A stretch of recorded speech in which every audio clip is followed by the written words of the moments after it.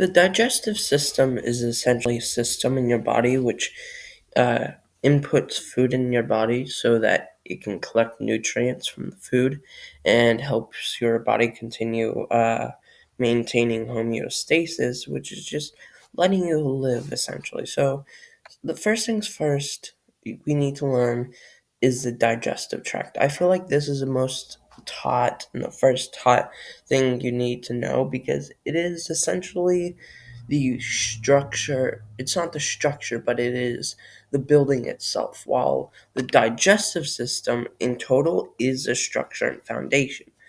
But you need the blueprints, which is the digestive tract. So the first things first we need to start with is the esophagus, which so essentially the esophagus is the first part of your digestive system, unless you include the mouth, which essentially there's. I'll talk about that later in the episode. So essentially, the esophagus it has a mechanical digestion within it, which many people do not know, but it's named paralysis. So if you eat food upside down, you can do it. And the reason why is because your throat or esophagus is essentially closed up, but whenever food open comes in, it will essentially open a gap and push the food down using muscles or paralysis. This is mechanical digestion, which there's a difference between chemical and mechanical digestion. Essentially, mechanical is physical. So if I were to slam a cake with a cake, slam a cake with a hammer, that's mechanical. But if I put acid on that cake, that is chemical.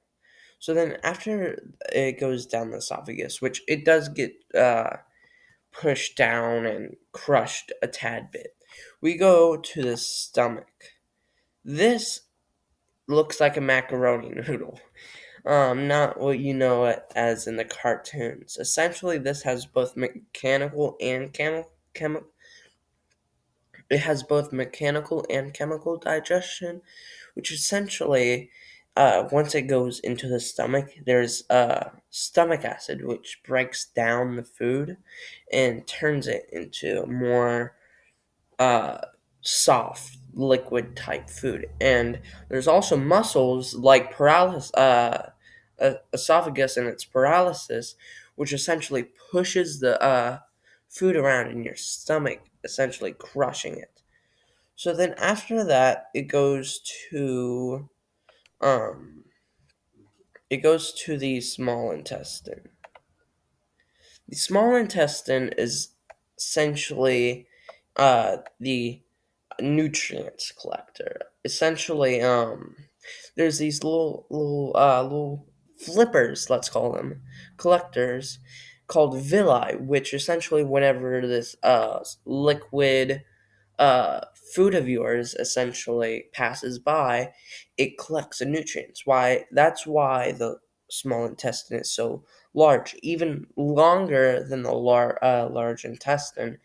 And why it's so small is because it wants to collect all the nutrients from the food. So after this, it goes to the large intestine, which its main purpose, which is this. Its main purpose is to remove most of the liquids from your um, food that you've consumed, which essentially, if you have ever had diarrhea before, where it's liquid poop, it's essentially because your large intestine didn't do its job, and essentially, there is essentially a fail in your large intestine. This can be for a matter of a lot of reasons, but essentially after it collects all the water, you finally poop it out, and that's the digestive tract. What about the organs in the digestive system that doesn't touch the food directly? So the first things first, the probably most well known is the liver. This has so many functions. To be honest, there is over 150 functions that a liver does. Now think about that, 150 functions just from one organ. So I'm not going to go through all of it, but one important thing it does is create bile, which does aid in digesting food. Which I'll make a video about bile in the future. But essentially, it is super useful. The liver, it does so much for us. But the thing that I do want to talk about a lot is the pancreas, which is going to be our last thing we talk about today. The pancreas,